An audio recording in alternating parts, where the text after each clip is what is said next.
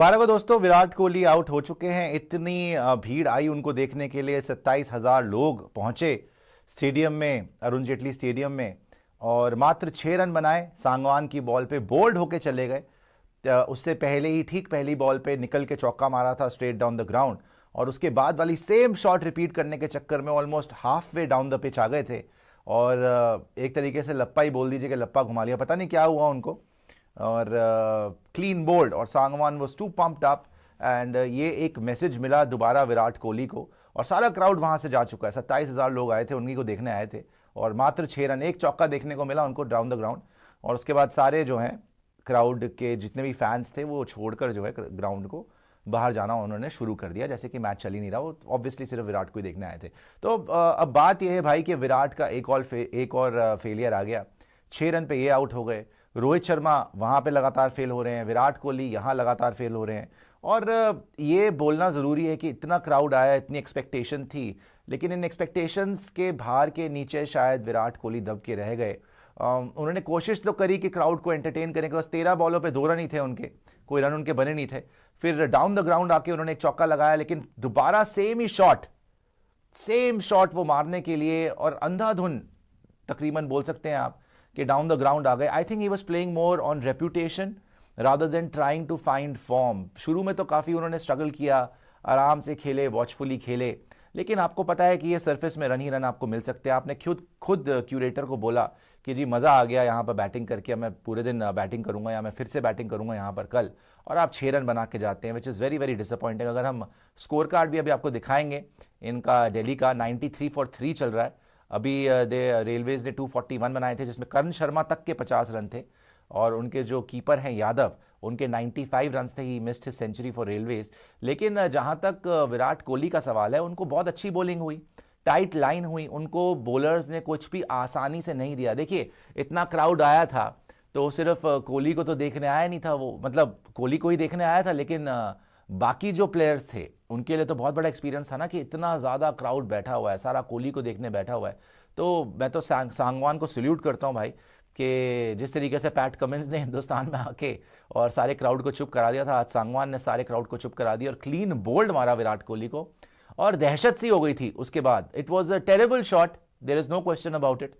It was a totally terrible shot, very loose shot by Virat Kohli, बिल्कुल आधी पिच पर आकर, और just a heave down the ground, और चारों खाने चित, और बॉल मिस कर गए और बोल्ड हो गए। और उससे पहले भी जो चौका आया था सेम ही शॉट मारी उन्होंने। पता नहीं इतनी जल्दीबाजी में क्यों थे, क्या चाह रहे थे, क्या अपने आप को स्टैम्प करना चाह रहे थे, अथॉरिटी को स्टैम्प करना चाह रहे थे। But it was horrible, it was a nightmare, not only for Virat Kohli but all Virat Kohli fans, everybody who is watching at home. आप सोचिए रणजी ट्रॉफी का मैच जियो सिनेमा पे आ रहा है, 1.3 करोड़ उसके व्यूज हो चुके हैं, और स्टेडियम अब ऑलमोस्ट खाली हो चुका है, बिकॉज सारे के सारे फैंस वापस जा चुके हैं। मगर विराट कोहली की जहां तक अगर बात करी जाए, अब ऑब्वियसली कल से तो बहुत हाइप बन रही थी कि बड़े सारे लोग आए, और बहुत सारे हेटर्स चाह भी रहे होंगे कि भाई विराट का स्कोर ना बने।